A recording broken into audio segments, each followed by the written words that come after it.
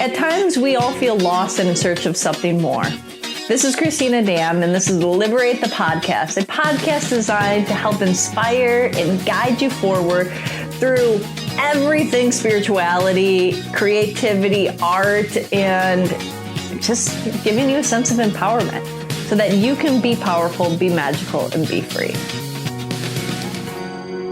Hi, everybody. Welcome to another episode of Liberate the podcast. Today, we're welcoming back Tomm Voss. Now, he is a world champion martial artist. He's also a health and fitness expert. He's a motivational speaker, a Qigong teacher, and he's also a founder of this beautiful CBD company, Earth Remedies. And, you know, today we're going to be talking about healing and living your best life, right? And I think that Tomm is like an embodiment of that and really is this like shining being of happiness and health and you know, going after his goals and his dreams and seeing them being manifested. And so we're going to enjoy this conversation today and see where things go. And if you love the conversation today, I would highly recommend that you check out an older episode that we did maybe 3 years ago. You'll also see the evolution of Tomm's journey from that point to here, but also a lot of other different knowledge and insight. We talked mostly about Qigong back then, right? That's correct, yeah. So, you know, we're going to get into some Qigong today, but a lot of this other stuff too. So welcome, Tomm, back. Thank you for having me. I should say welcome back, Tomm. Again? Welcome, Tomm, back. So thank you for being here today and fitting us in your busy schedule. Thank you for having me. Yeah. Again. Yeah. So for those that don't know who you are or might not have watched the first podcast, you want to share a little bit about yourself? Because, you know, you're such a multifaceted being here. Yeah, I'm from Denmark originally. I was born in Denmark in 1980. I won't take it year by year. I'm 42 now, so it'll take. We're going to go into the whole history, you know, sitting here. Maybe you'll be snoozing by the end. No, just joking. So in 1997, I was born in 1980. We start there in Denmark and grew up in both Denmark and Luxembourg. When when I turned 9, my family moved to Luxembourg. Okay. Because of my dad's job. He was working for a Danish newspaper and was an international sales director, so he had to travel a lot. Okay. And they decided to station him. He could pick and choose where in Europe to live, and that became Luxembourg. So at the age of 9, I moved away from my friends in a little town in Denmark of around 3,000 people to Luxembourg. Wow. Which is not a big country. It's around 500, now probably 500,000 to 600,000 people in the entire country. So, wow. So very small. I went to school in Luxembourg, graduated there, and then I came to the United States when I was 21. What caused you to want to come to the U.S.? What was that dream from the small town boy going to a small town country to what was it, you know? It was a combination of watching American movies growing up in Denmark, and also my sisters, my older sisters, came here to be au pair girls, to be like babysitters, au pair girls. Yeah. When I was around 7 or 8, and they would call us from here. They would send gifts from the United States, and it just seemed like such a wondrous land, you know, where anything was possible. Nice. And so you kind of had that, you know, insight and in glorification of maybe the movies, but then when it really touched home was your sister's moving here, and then you're like, okay, it's not this foreign concept anymore. It's a possibility. Here's my sisters live there, right? And then you started getting gifts, and you started seeing like this world of wonder, and then you decided to move here. Yeah. And where did you move? Did you move right to Los Angeles, or where did you decide? I was on the East Coast first. Okay. So in New York for a little bit, and then I went back to Europe, and then Los Angeles. I found out that this was the place I wanted to be. Okay. Coming from a small town, rural town that I came from in Denmark, and also Luxembourg, was very rural. New York, you know, it was like a concrete jungle. So Yeah, you need some more nature in you. yeah, it was when I came out here, the weather and sort of the expanse of things that are here, mountains and ocean and everything was just very appealing.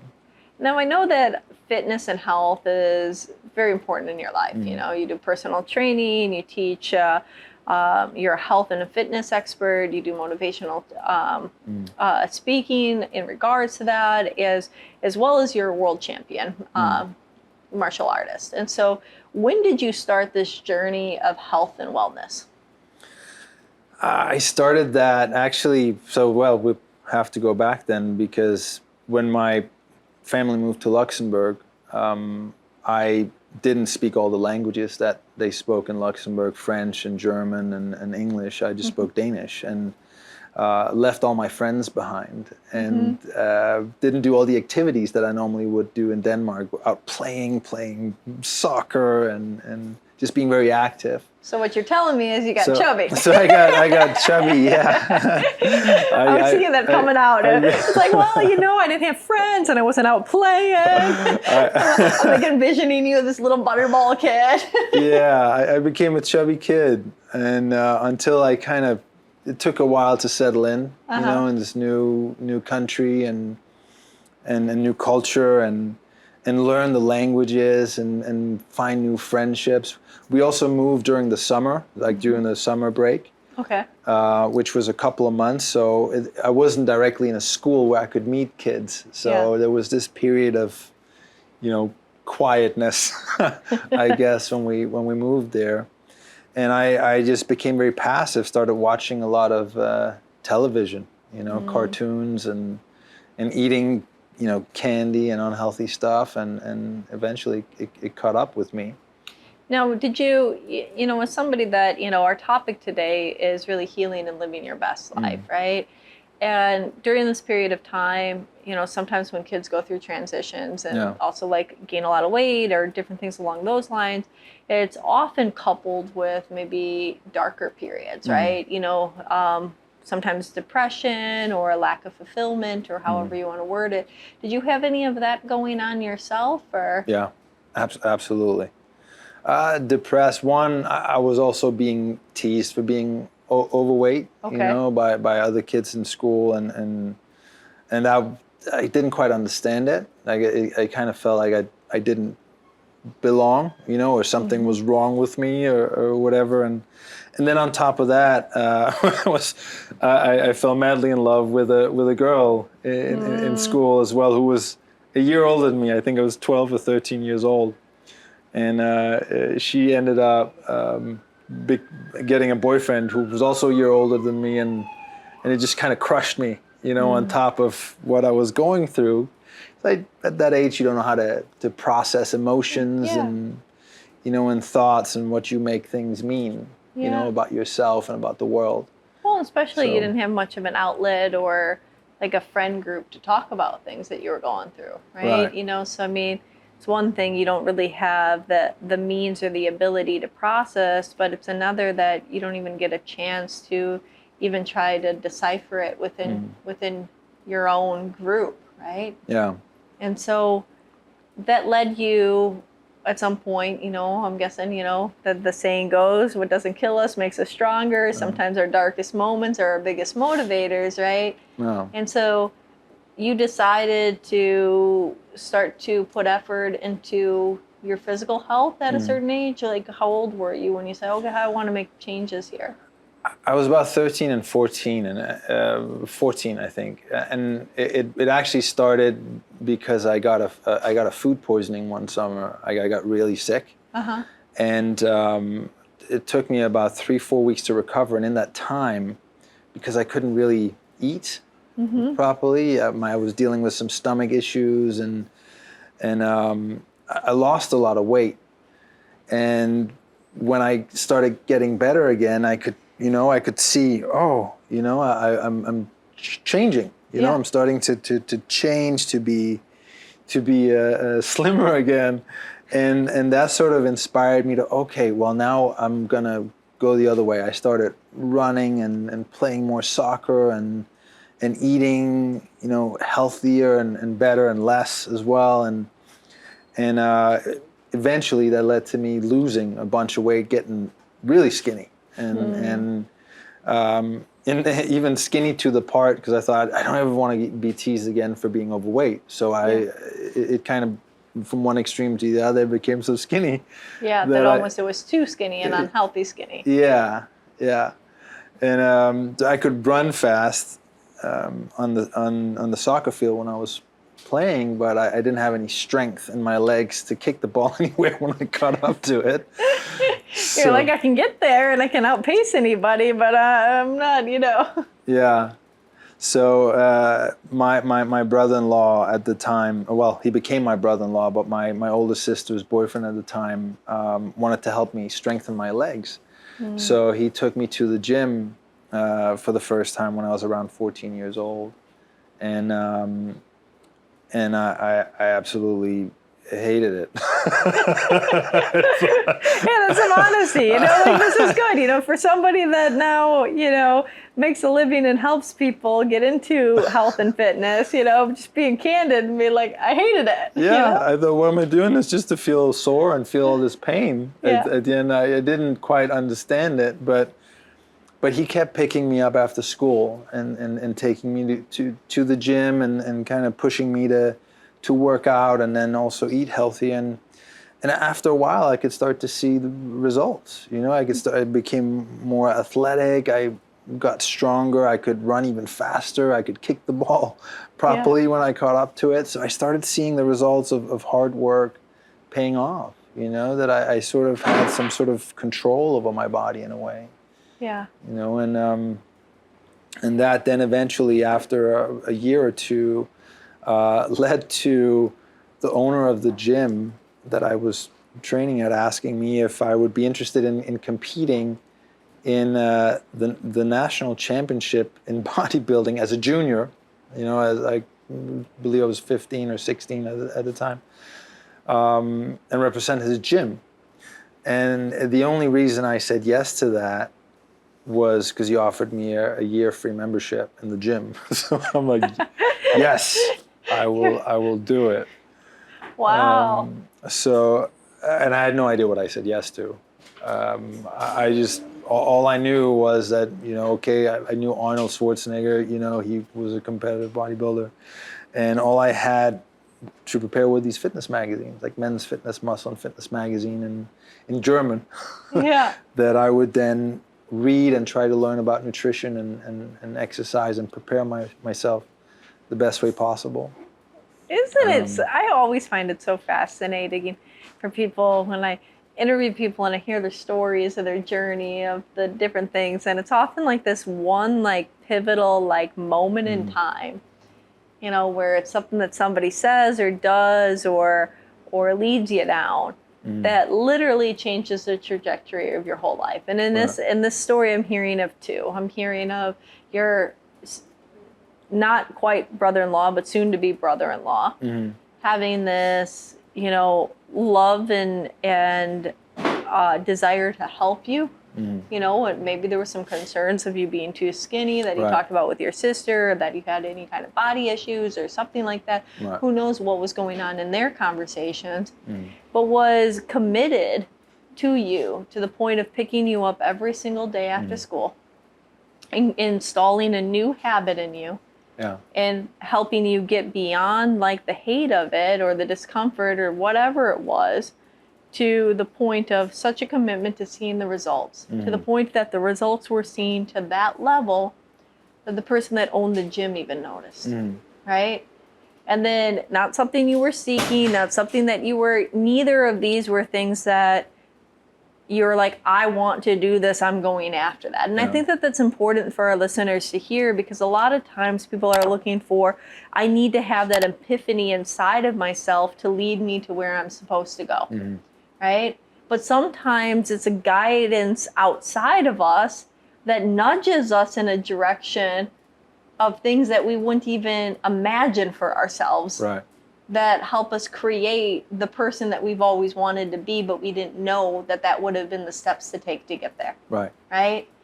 And then, so out of another, call it incident of fate, you just say yes, Not because you were interested in doing the competition, not because you had interested in, winning or even understanding what you did, but merely because it was a year-free membership. Right. Right? And he said, okay, let me do this. And so then you go and you say, okay, well, now I got involved in this. I should probably learn some things about what the heck I'm doing, right? But it was after the fact, not before. Yeah. And then so you go on and you compete in the juniors, and, how do you do? Well, and I hear that saying yes to the universe is basically what it was. And that's, maybe we'll get to it, but that's happened multiple times, like pivotal moments like that. Yeah. And when we listen and we say yes, because I think so many times people don't say yes. Yeah. They get caught up in their head and they think about, well, I don't even know what that means, or that's a lot of work, or, I don't know, I don't really like this, hey, brother-in-law, can we stop? Like, I think I'm fine. I'm going to do homework after school instead, or whatever. And they don't continue the progression of what is being presented for them to help them grow. Right. Right? And I mean, I think, like, for those that are listening, where in your life have you pushed away something that could have been, this push towards your fate? And I do believe that fate continues to keep knocking, right? It just sometimes knocks louder and louder until you get the message, right? But it's so much easier to learn those lessons of the importance of this voice for health and well-being and motivating others at that age versus maybe getting that call when you're 50 and you have a heart attack and double bypass surgery because you made healthy on choices and you decided to start to honor your health at, later in life, right? Which does happen to people, and it's a different story, but, you got it young. Yeah. And it's important to notice that when life speaks to us all the time, and we can choose to listen or not. And if we don't, it will it will move us to where we need to go. So gentle push or a shove that. Yeah, sometimes it's a shove.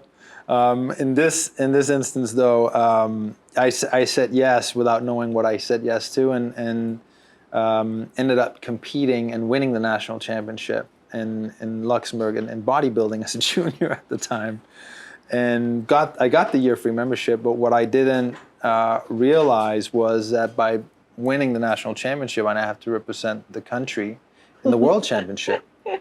So look at that. So I said yes for a gym membership. I started going to the gym because my brother-in-law was picking me up from after school because I was a scrawny kid. Then the gym gives me this, then I win, and now I'm representing the whole country. Right. Right? Right. And that's life. So the country was sponsoring me to go and compete in the world championship, and I was young. I mean, 16, 17. It opened up a whole world of what's possible, by simply just focusing on something, on bettering myself in a way, and it opened up my world to travel. I said, oh, if I focus on something that I enjoy, that I'm good at, because I learned to enjoy it. Once I saw the results of it, I'm like, oh, there's a reward to the work that's put in, and it's visible. You can see it and feel it, and I ended up, competing then in multiple world championships, and eventually in the world championship in Dubai, where I reached the finals and was given an award of excellence for physical development. Wow. And eventually saying yes to that free membership opportunity is a reason I'm sitting in the United States today, because it opened up the door to come to the United States and work with all the fitness magazines, Muscle and Fitness, Men's Fitness magazine, the magazines that I had been reading.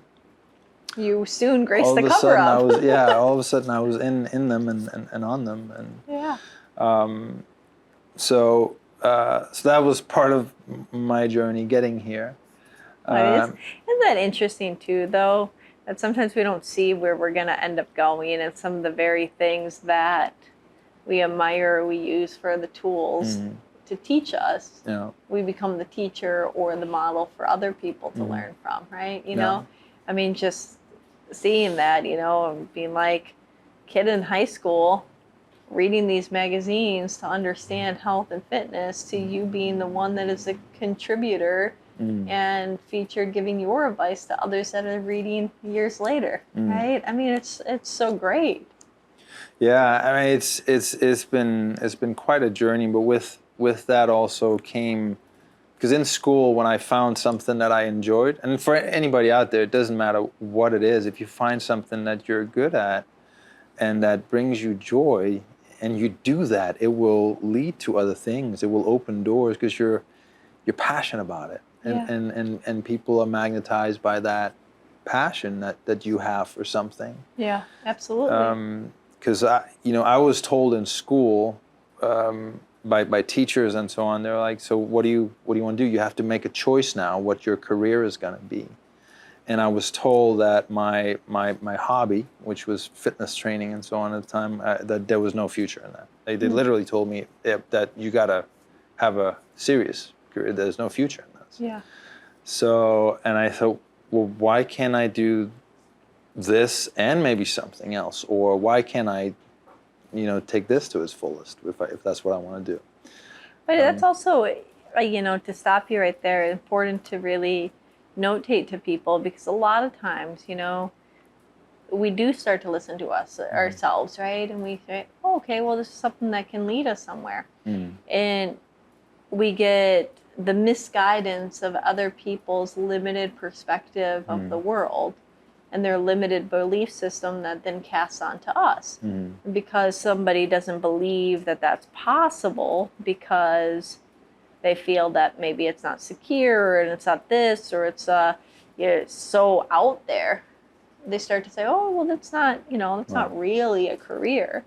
Well, why not? Okay? Be a career that's more lucrative than even a brain surgeon. Yeah. Right? And it, and not comparing, there's something wrong. Like, brain surgery is really great, and it's that, but like, we don't know, like, I mean, I gave this example, like, if there's somebody that's passionate, or you have an idea and you see it through execution, you can make money doing anything. You can make a career out of anything, right? I mean, think of all the diversity of products. Somebody engineered them, somebody created them. There's a business around it, right? I mean, years ago, there was the phenomena of like either the chia pet or the pet rock, right? Somebody made millions of dollars creating a rock and putting eyes on it, right? Like, so, and then things that actually make a difference, and you can help people feel better, feel stronger, feel healthier, Of course. But how many times has anybody that's listening, or ourselves at times, been into situations where we're influenced and impacted by the people that we think should know better, because maybe they're our teachers or our parents or our older siblings or our older like relatives or whatever the case may be. And so we listen to them instead of listening to ourselves. But I'm so glad that you didn't. Right, me too. I definitely am too. I've learned that, following the wishes and desires and the dreams that you've been given, they've been given to you for a reason. And I believe our job is, or our purpose is, to be, to be the fullest expression of ourselves and go after what that is. Yeah. Because others, they haven't been given to others necessarily exactly what it is you want to do and how you want to do it. It's a desire that you have. Yeah. And it's not somebody else's path. It's yours. Absolutely. And now, down your path. So here you are, coming to the U.S., now working with these magazines, getting opportunities in the fitness industry and the wellness, endorsements, other things, right? And somewhere along the lines, you started to study martial arts. And when was that for you, and why did you pull yourself into that? Well, it was so I moved to the United States when I was 21. I mean, it's a classic story of coming with $500 and a suitcase full of clothes. That was sort of my beginning here, and then through the first year of being here, I worked. Well, I worked so much with the magazines that they ended up offering me a contract, and I was able to get a working visa and so on. Yeah. And I was always fascinated by martial arts and boxing. So I was introduced into just classic boxing and then kickboxing. But it wasn't until I ended up getting really sick. I ended up getting a autoimmune disease and an underfunctioning thyroid from just pushing my body to the other extreme. Because when I moved here, I had to stay in shape all year for the magazines. Like that was part of my contract, was you got to be ready. For if we call you for a shoot, and you got to be in a couple of days or a week, max maybe a week. So they would give me a couple of days to a week notice that now you're going to do either a cover or do an editorial or something like that. So all I knew was contest preparation, which is very extreme. Like you really kind of deprive your body of a lot of things to get that lean.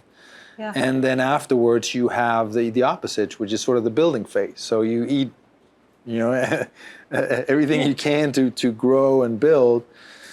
So I hadn't quite learned balance. Yeah. All I knew was how to prepare for contests and how to off-season build muscle.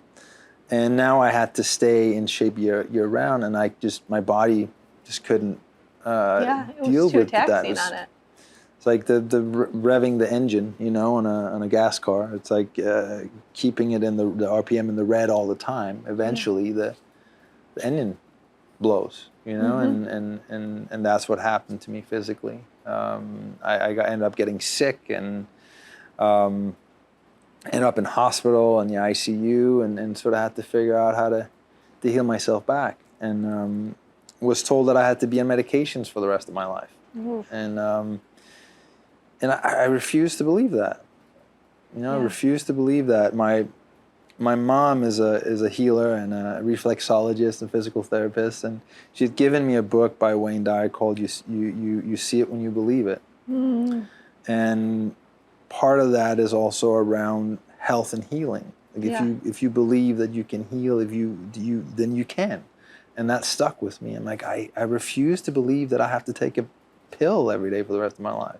To function, and the not only that, a lot of the medications that are prescribed today are just treating the symptoms, not the causes. Oh yeah, almost all of them actually. And they have side effects that are worse sometimes than what they're masking. So then you take another drug to mask that side effect, and another one for that one, and say, well, what's the cause? Why is this even happening in the first place? Yeah. So I was in that cycle of trying to figure out how to heal myself and get off these medications, and on top of that, going through an identity crisis, because my whole life up until that moment was based on my physical appearance, my body. Being fit and being healthy and being on the cover of magazines.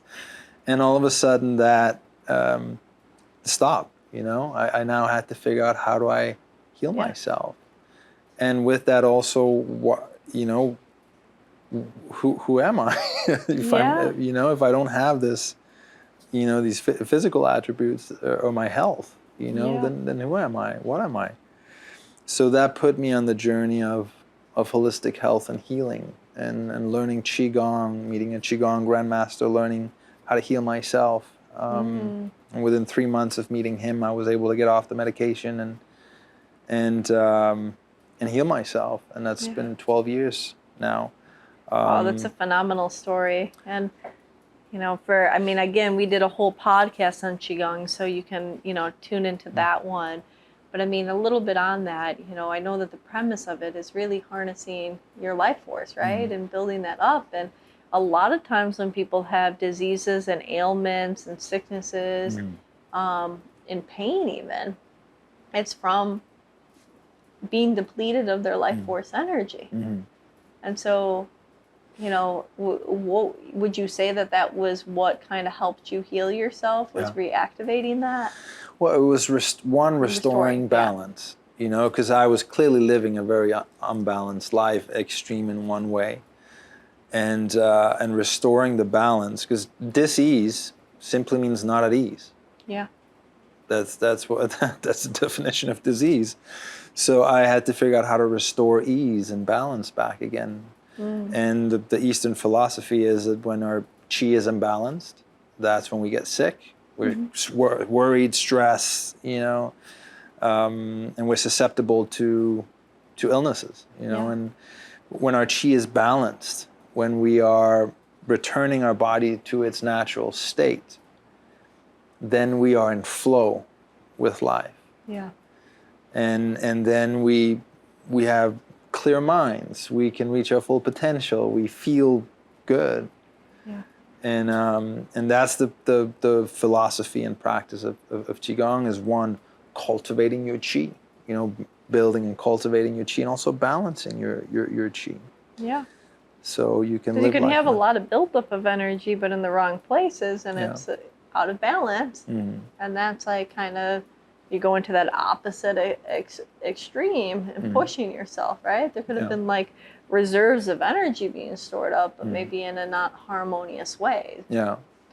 So what do you think, like, going through these experiences, and then, then we'll get a little bit into the CBD realm and why you're passionate about that too. But, the topic for looking at healing and living, your best life, right? And so can you explain a little bit about what you exactly mean by that and how all of this feeds into that kind of philosophy? Yeah.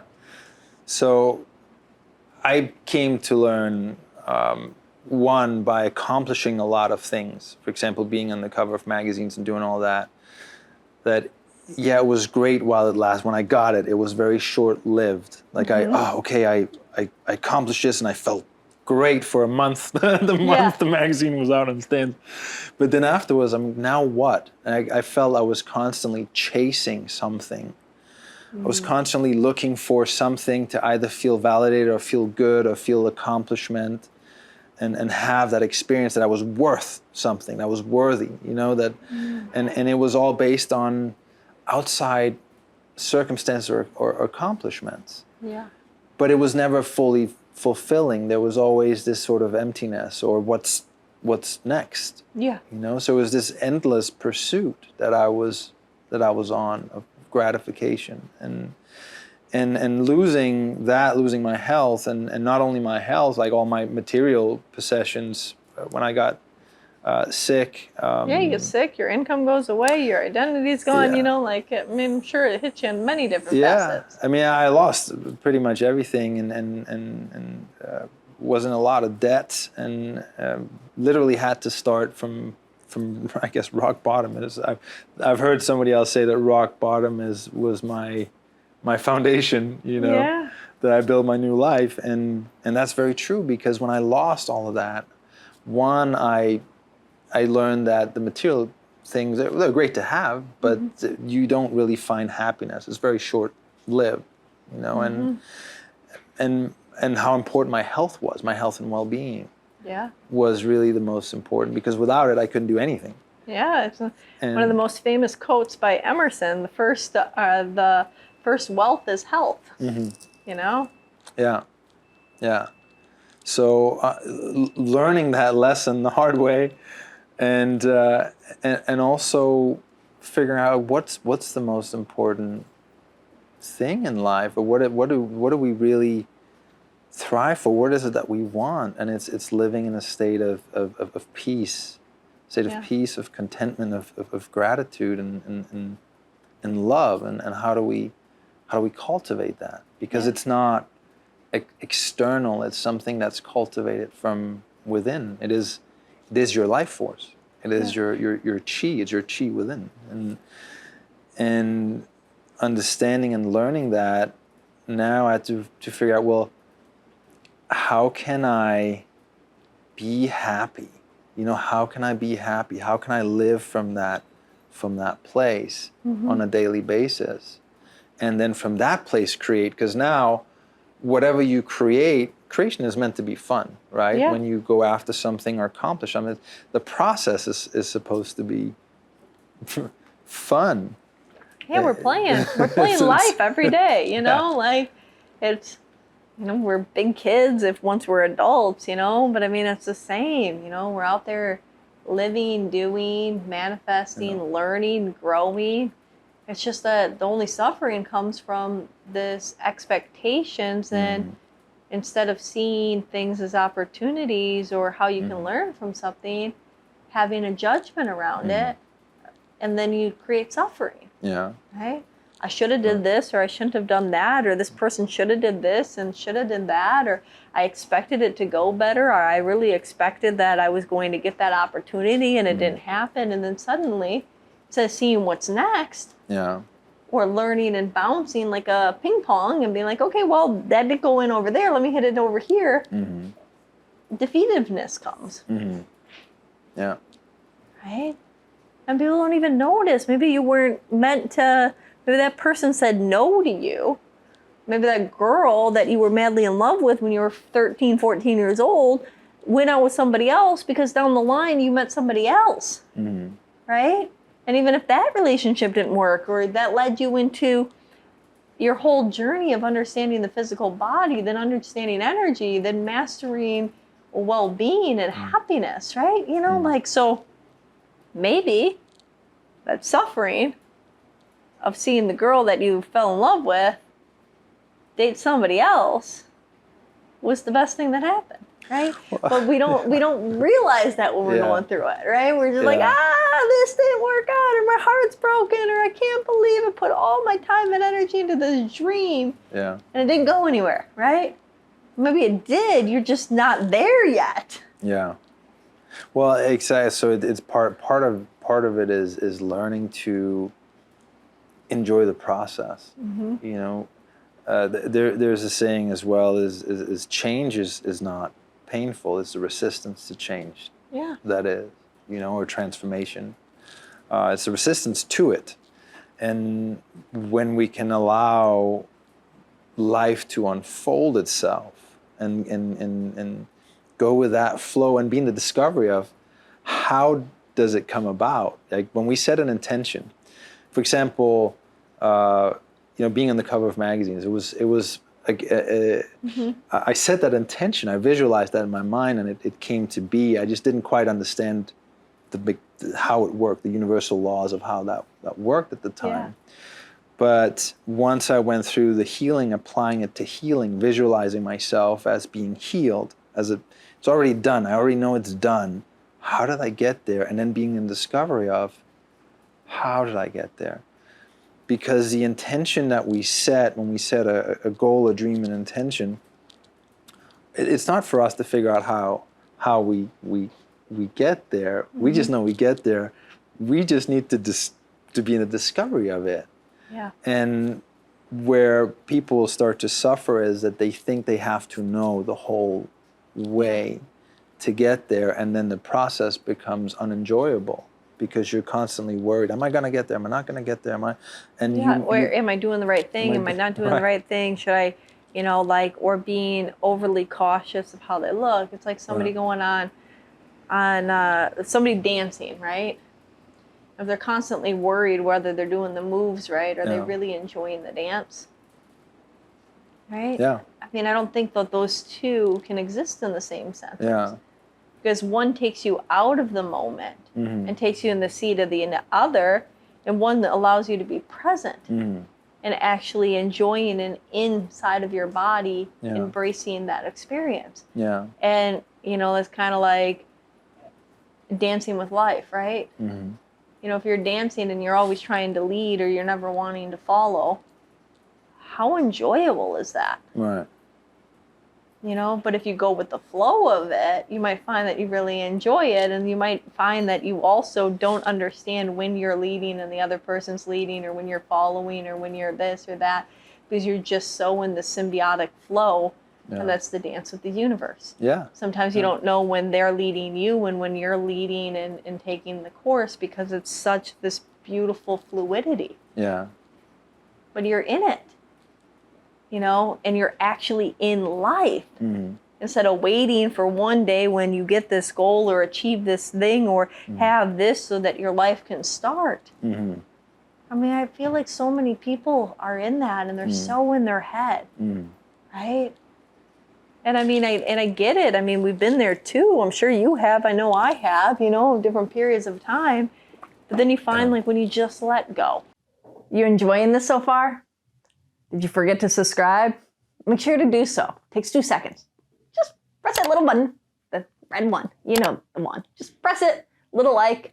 All right, enjoy the rest of this content. They say let go and let God, but just be in the flow if you don't want to use let go, let God, you know? Right.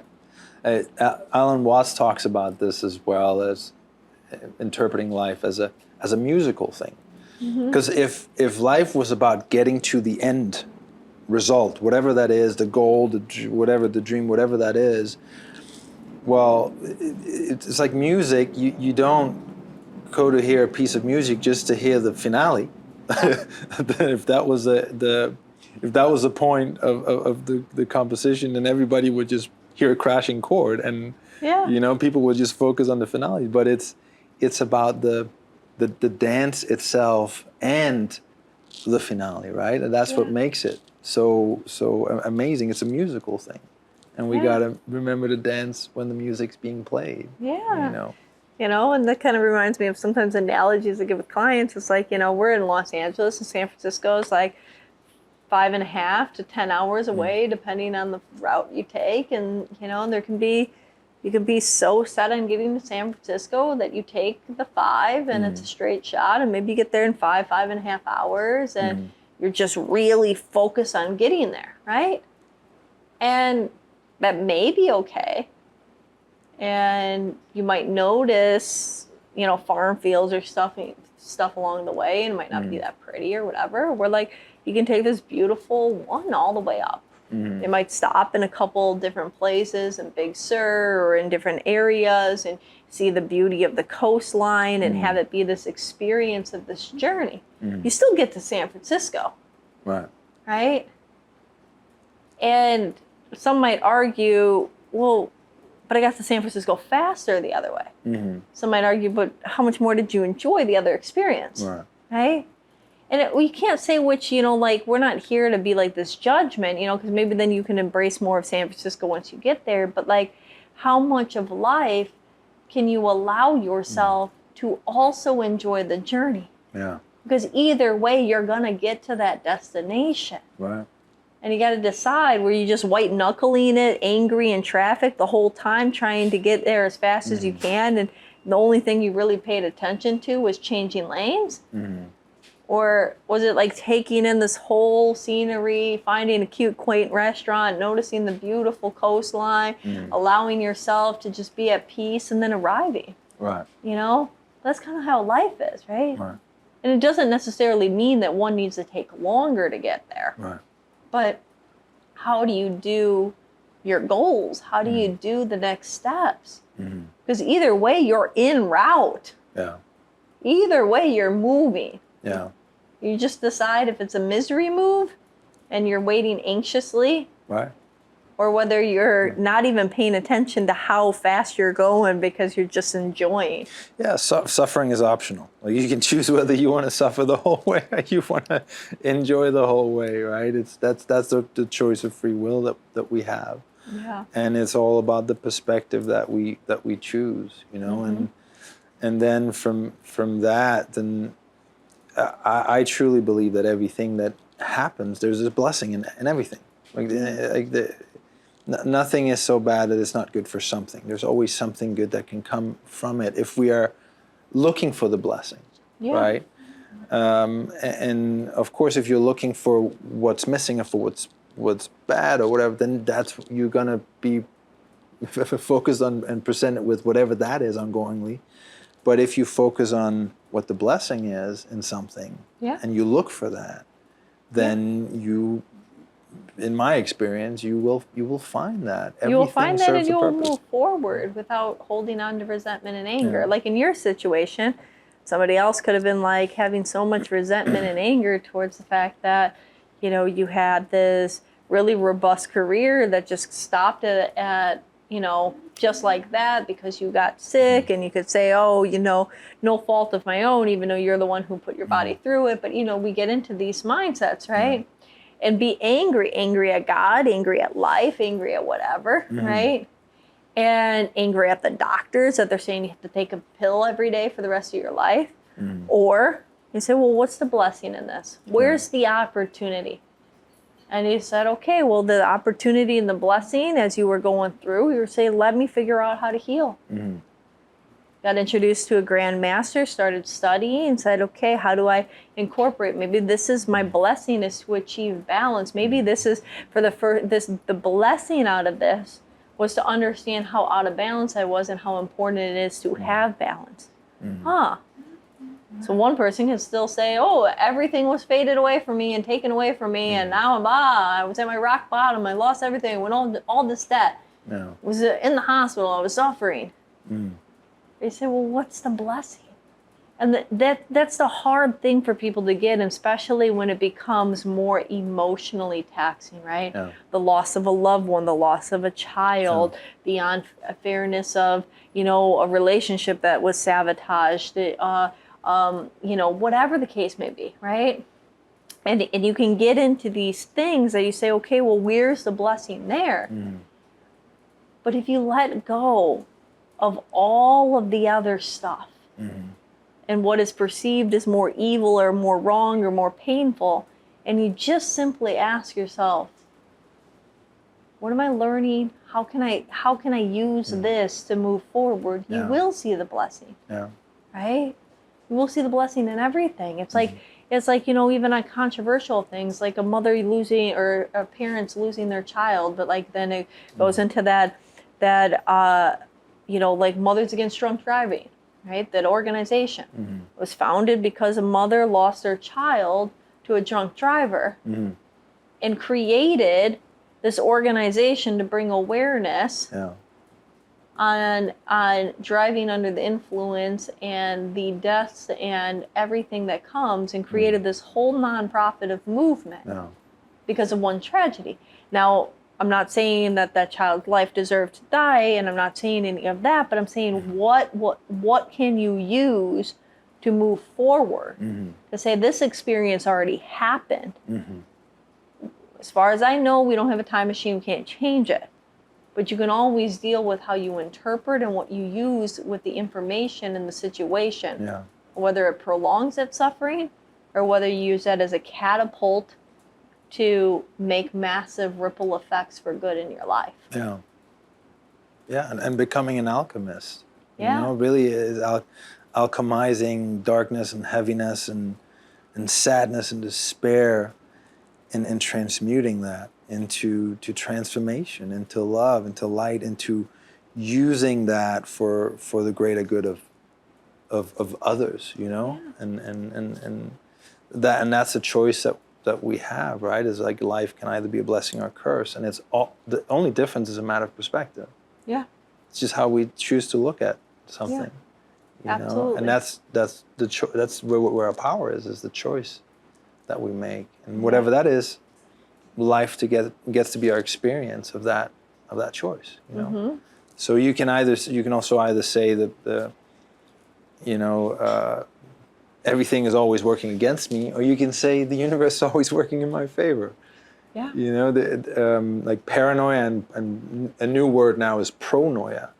Right, so paranoia, people who are paranoid think that everybody's out to get them, or the world is out to get them, and constantly living in fear and worry for that reason.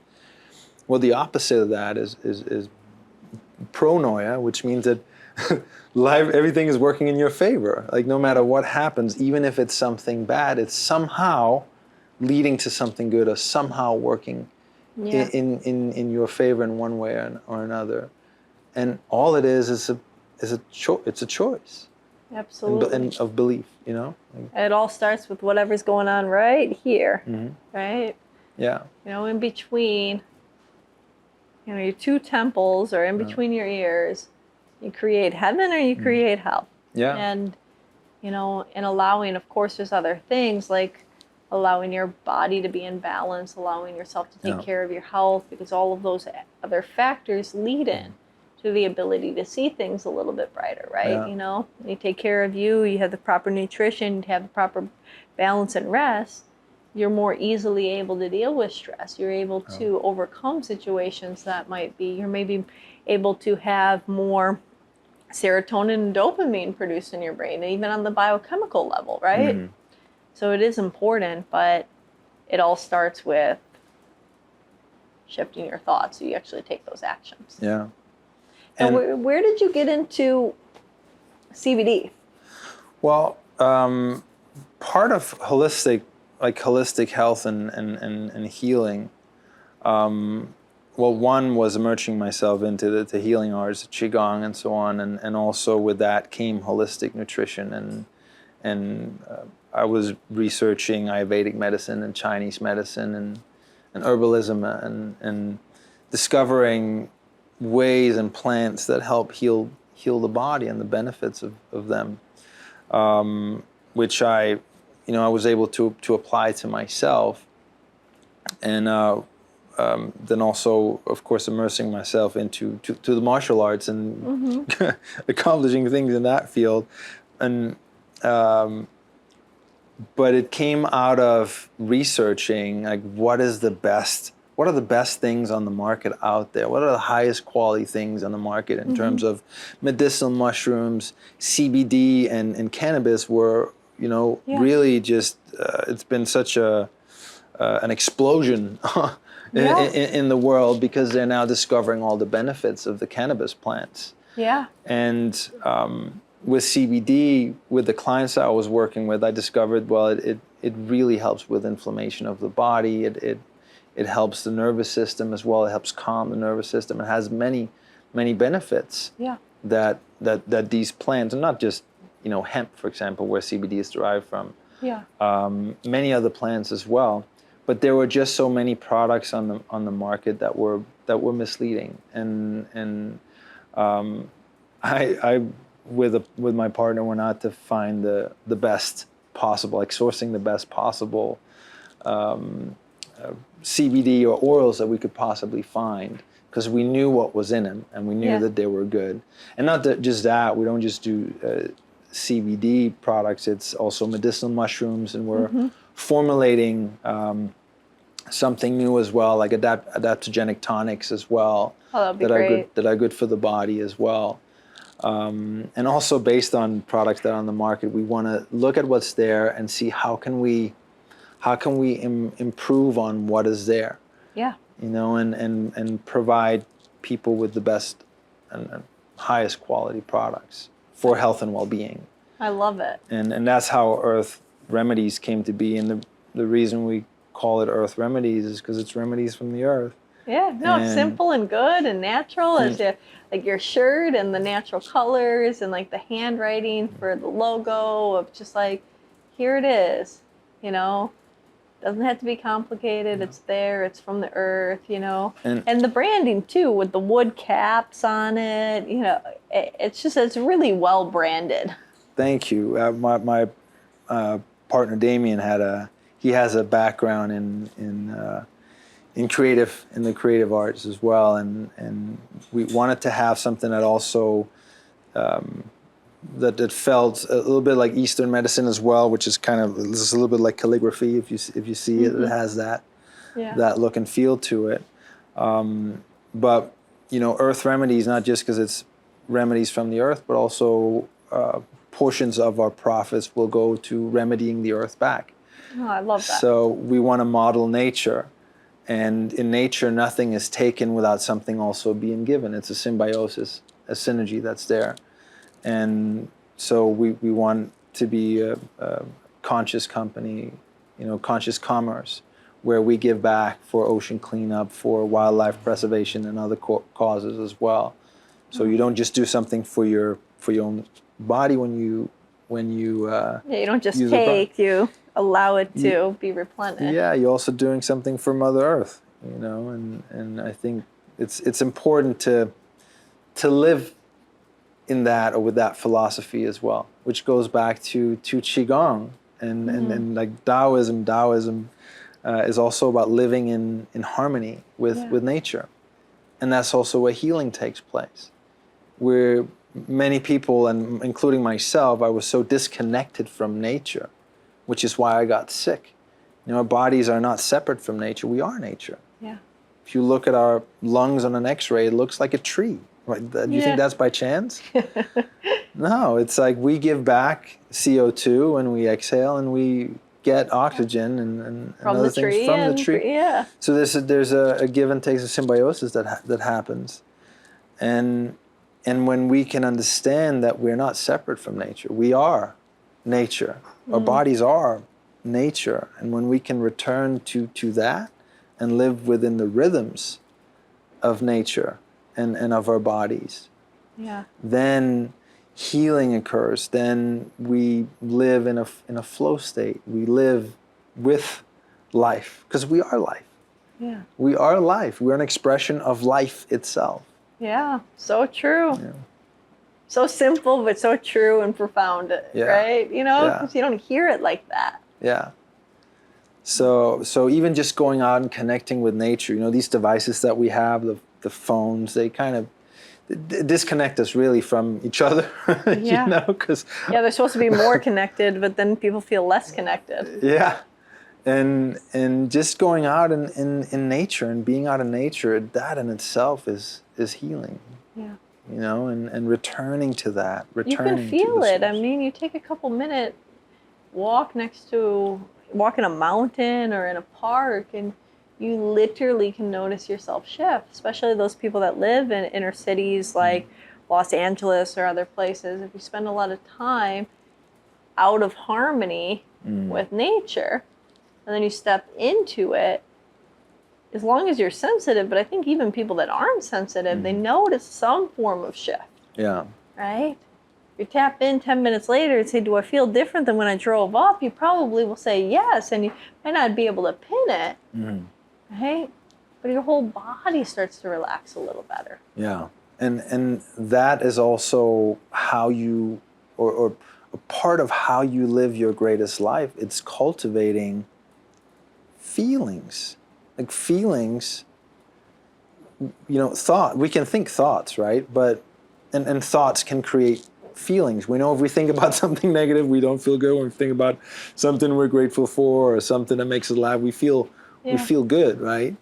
And we attract what we are, what we feel. And life force cultivation, well, part of our life force is our feelings, our feeling body, our energetic body. Yeah. And we can cultivate by choice, by the choices we make, by the thoughts we choose. We still have a choice in the matter. Yeah. We can cultivate our feelings, of feeling good, of feeling gratitude. That's where power is. And I truly have come to learn that life mirrors back to us what we feel, what we think and what we feel.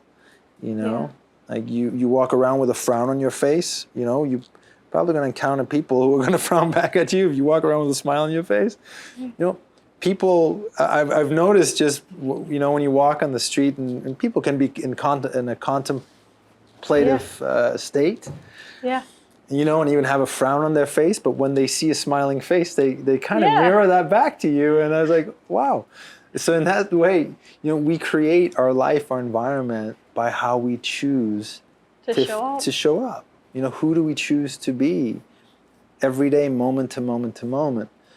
And it doesn't mean that there aren't going to be challenges, but we can choose whether we want to, if we get thrown off, right, and we feel whatever we're feeling, we can still feel anger, we can still feel frustration and sadness and that, but it's our choice whether we want to build a house there or not. Like, we don't have to live there. We can go there and we can feel that to its fullest extent, and then we can also emote that, release that. Yeah, let it flow down the river. Yeah, and I think that's important to understand, because we're not taught that in school, that we have an emotional body, and that suppressing our feelings hurts more than it helps.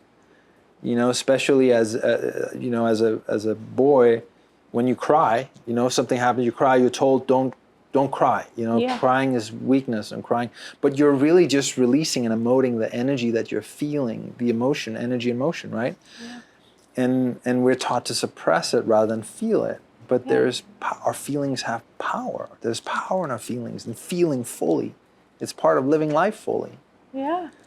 And then also if you don't embrace it and you continue to hold it on, then you continue to store it and store it away and store it away. It's like you never get a chance to go through it. It's like keep on piling things in a closet, right? Or in a drawer. Yeah. So you got to go through it so you can let it go. Yeah. And the interesting thing is our natural biological process will put us back in balance, right? You know, if you cry really hard, your body emits chemicals to put you back into a state of euphoria to rebalance out. Yeah. And, you know, like, it's part of the process. It's meant to be expressed. You express, then you come back, right? But it's when you stop expressing and you don't express, then it builds up and then it becomes this explosion that's uncontrollable. Yeah. Right? Which is often what people are not wanting to feel, right? Like this explosion of rage, because how many times have you not expressed hurt? Yeah. Right? And also, the opposite of depression is expression. Like to be able to express, to speak what is there, to, you know, when we speak, you just hearing my voice, right, is frequency, it's sound waves. So we're emoting and expressing energy as we're speaking and expressing ourselves. It's a way of releasing, you know, energy. We can emote by crying, by laughing, but in many different ways. Well and said. It's healthy and healing to do so, to embrace that part of it, of us, you know. So that's part of living your fullest life, and then also, you know, going after what it is that you truly desire. I've accomplished a lot of things in my life, and I think I told you I didn't quite know how I did it, and I wasn't aware, but, you know, when I won a car on a game show, for example, when I moved here. I wanted a Jeep. I didn't have a car when I came here, and I was 21, 22, or 21, 22, and I was looking on Liberate. There was like a Jeep dealership, and I remember just looking at the window. I'm like, wow, a Jeep. I would like, that's like an American car, and I just remember visualizing driving the Jeep and forgot about it. You know, a year later.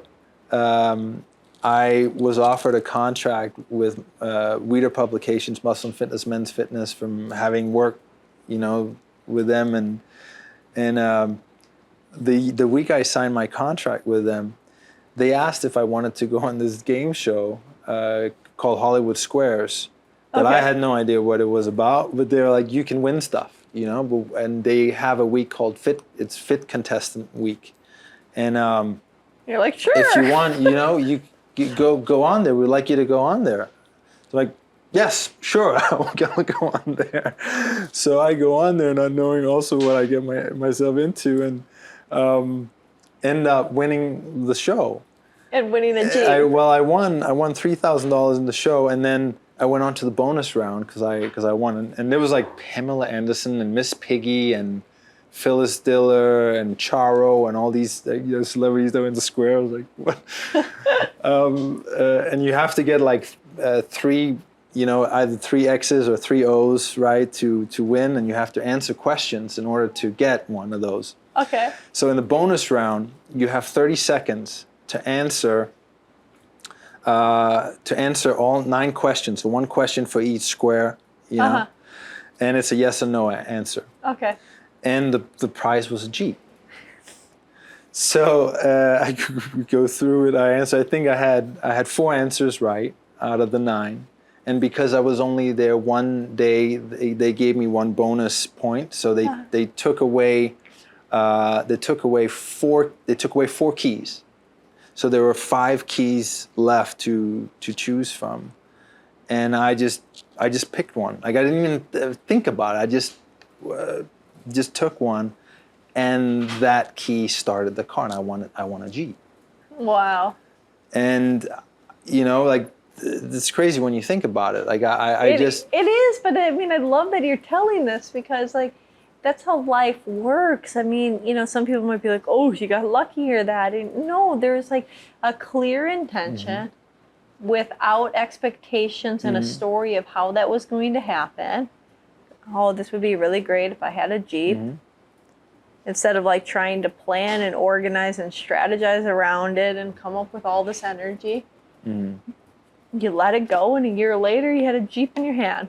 Yeah. So I understood now.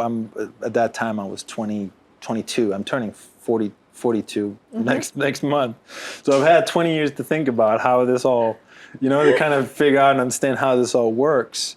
And like, because it's universal laws of manifestation. And what I have come to learn is that you create your vision with your mind, but it's really it's the feeling of it. It's cultivating that feeling. What does it feel like to already have it? What does it feel like to be, to be the person that you want to be? How do you feel? How do you act? Who are you? Like, how are you grateful? Are you feeling good? Are you feeling excited about life? And learning to cultivate that feeling, because life again mirrors back to us how we feel.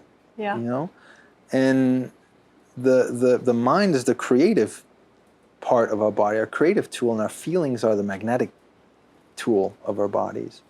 And I deliberately did that, one, with the healing myself, but also winning the martial arts world championship. Yeah. And that was also something that was kind of a choice point that happened. Just like when I did the bodybuilding, the owner of the gym asked me to compete, and I just said yes to it. Yeah. Well, here my martial arts teacher, I was practicing a Filipino martial arts. When I had healed myself, I'm like, oh, now I want to, immerse myself into that. And so it's stick fighting, sticks, knives, and empty hand combat. My teacher is a grandmaster from the Philippines, Grandmaster Felix Royles, and he was teaching me this art, and I was learning this art for a year and sparring with all these other martial artists. And for nearly a year, he asked me to compete. He was like, you should compete. He's like, no, I just want to get my body back. I just want to heal my body back. I'm just grateful that I can move again and I can do this. I don't need to go out and compete. But he consistently asked me, hey, really, you should consider competing. Just try it. Yeah. So eventually, after about a year, after a year of him asking me, I'd been training for several years, but about a year of him asking me to compete, I then said, okay, all right, I'll do it. And I ended up competing in the California Western Regionals, and winning the disciplines that I entered: single stick, double stick, and the knife competition. And now, again, what I didn't know was that by winning that competition, I had now qualified to compete in the Nationals, which was in San Francisco the same year. And if I won the Nationals, I would then get an opportunity to go to the Philippines and compete in the World Championship. Wow. So I thought, wow, well, the Philippines, the actual origin of the art, that would be amazing to go to where this art originates and see where my teacher grew up and where he learned this from his grandfather and his, like where he got this from. So I competed in the Nationals and won and qualified to compete in the World Championship. Now, I had prepared for the World Championship. Training, sparring, really training. My teacher is a 3-time full contact stick fighting world champion. Wow. So the people that I was training with were at that level, so training was very rigorous. And I prepared myself, and about 2 weeks out, 2-3 weeks out, we had to buy our own tickets to go there because it's not a sport that's, it's not like at the NBA or anything like that where you get sponsored and everything. So you had to pay your own way. And I was going through a really difficult time, both financially and whatever I was dealing with. So I was like, I didn't have the money to go. So I was like, man, I don't see how I can go there. So I really had to make a choice. I'm like, should I just give up, or or what? So I was sitting in meditation, and I just asked the universe, spirit, God, whatever you want to call it, say, if I'm meant to go, please, help me. And then I visualized, I saw myself standing with my hand raised, and I felt the feeling, like, what does that feel like to have won the world championship? And I just had that. I just sat in that for a little while, and then I went off this, went to sleep. Because it was late at night, I went to sleep. 2 days later, I get a phone call from a friend who I hadn't spoken to in months. He had been to Europe and had come back, and he called me up. He said, "Hey, how are you doing? How you been?" I said, "I've been good." He said, "Weren't you supposed to go to the World Championship? How did it go?" I said, "I haven't been yet. It's in 2 weeks." And he said, "Are you going?" I said, "Well, right now I don't quite see how it's possible because it's going to cost quite a lot, and I've got a lot of stuff to deal with, and a lot of things going on in my life as well that I was managing." And he said, "Have you trained? Have you prepared?" I said, "Yeah. I kept training with the other fighters that were going to at least help them prepare. Even if I couldn't go, at least I would help them prepare and spar with them." So he said, "Well, I'm going to set up a fundraiser for you."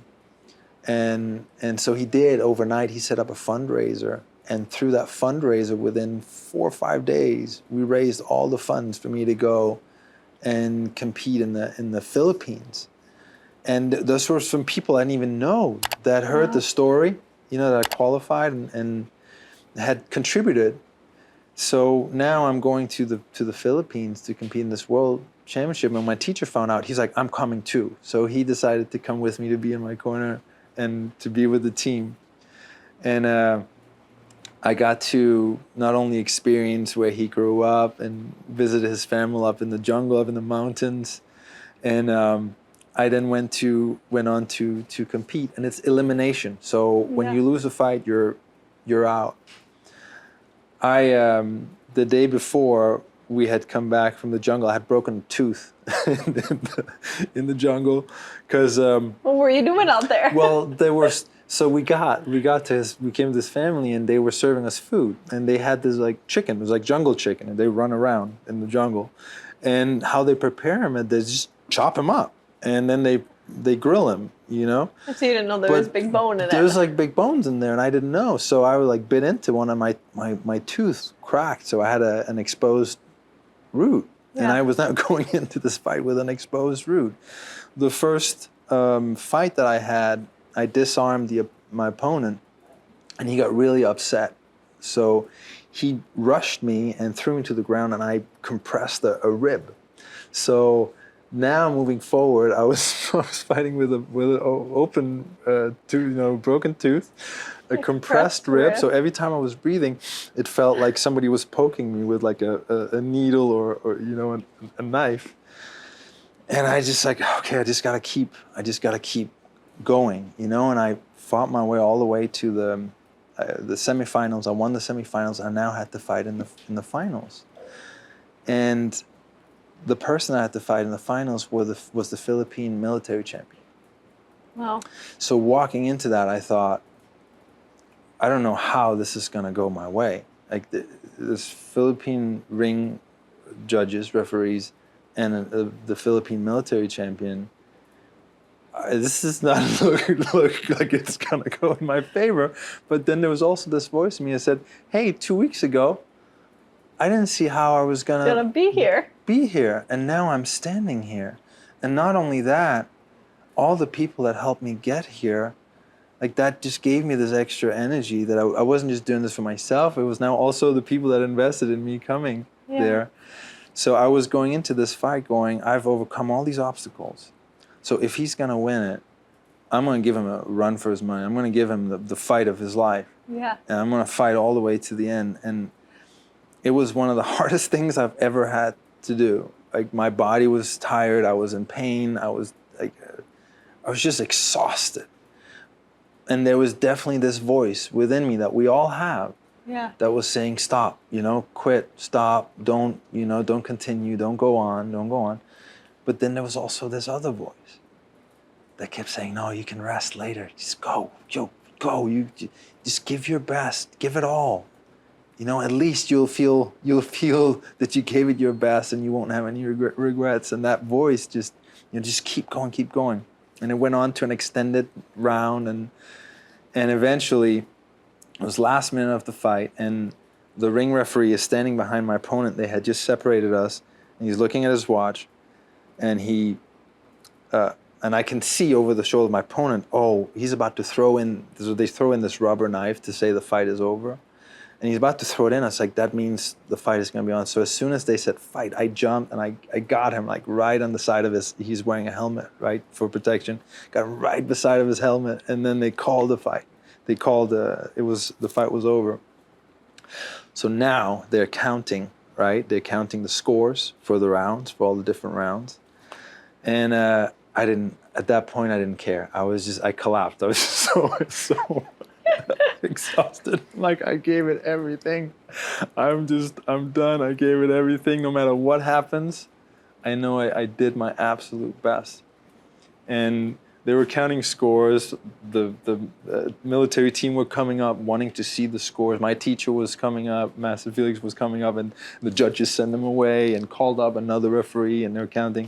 In the meantime, I was just like, I'm on the just, floor dead. Yeah, I was just like, I don't care what happens. Well, eventually they called us up, and they're standing there holding our hands, and my arm was raised.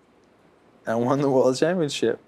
And it was that feeling, that moment that I visualized just weeks before that moment came to be. Wow. Now, I would not in my wildest dreams have imagined how it was all going to come to be. All I saw was standing in the end, like standing in that, having won. What does it feel like to have that?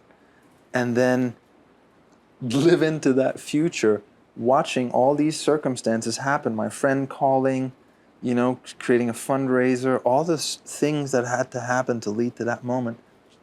I couldn't have planned that. Yeah. It was, all I could do was setting the intention. So, it's so beautiful. And that's, it's not to say that we have to take action. You were taking action. You were training. You were showing up every day for that. You were willing and able in that. And so, but you take action, but then you have to let go. Mm.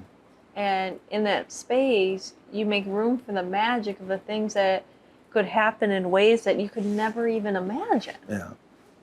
So beautiful. Yeah. And that's creating deliberately. Yeah. Because we're here to create. We're creators. We're meant to create, and we can create with our thoughts and our feelings, and of course our action. There's a big difference between doing something, right, or being. Who are you being? And being in action. Like, where are you acting from? What state of being are you in when you're taking this action? That makes a huge difference. Like, who are you being in action rather than just doing, Because a lot of people are just doing. They're in the remote, sort of automatic, I'm doing my life rather than being. I love that. Yeah. Oh my God, Tom, this has been a beautiful conversation. So much like inspiration, motivation, and openness, right?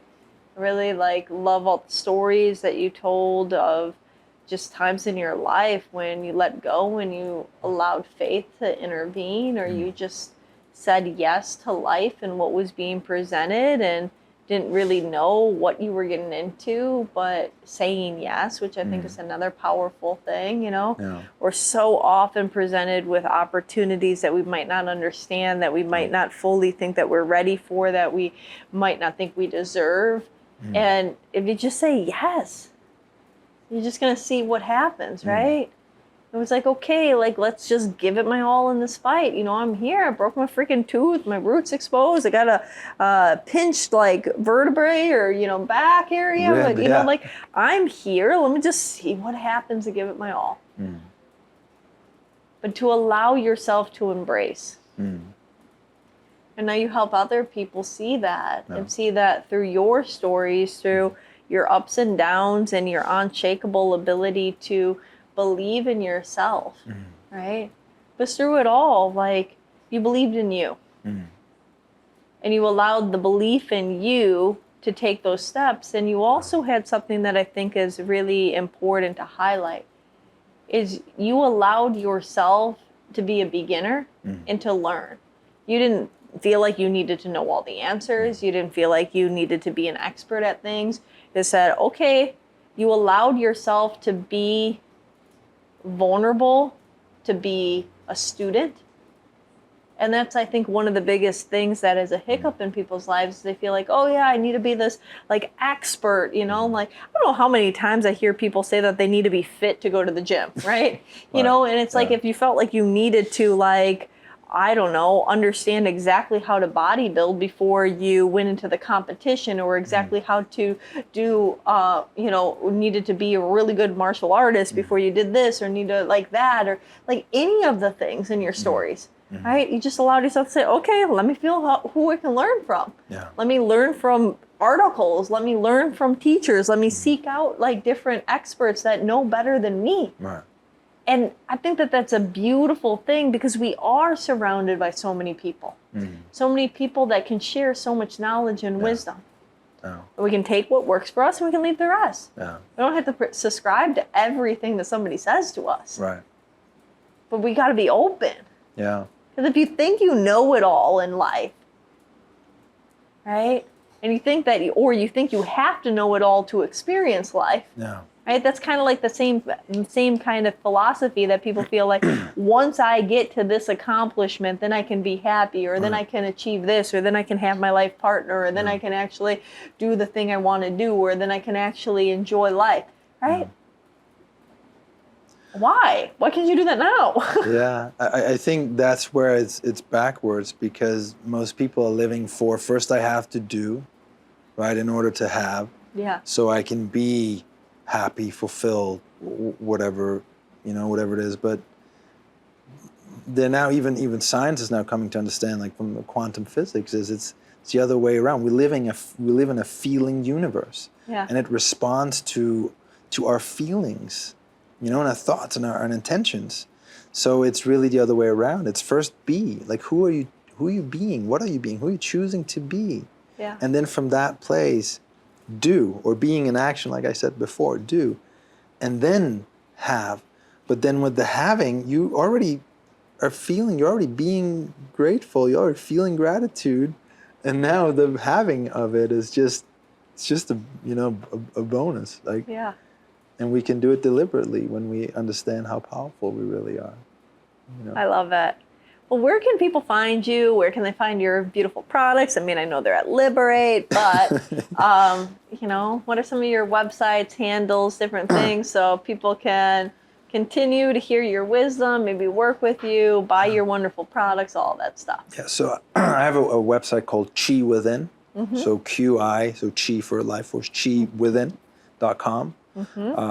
Where I do both life coaching and help people create their lives. Like, you know, if you could have anything, what would that look like? And we stand in that future together. Yeah. And apply the principles that I've talked about today, and also create a structure for, you know, for being in action. Yeah. So living into that future, because that's important to have a structure for it and being in action.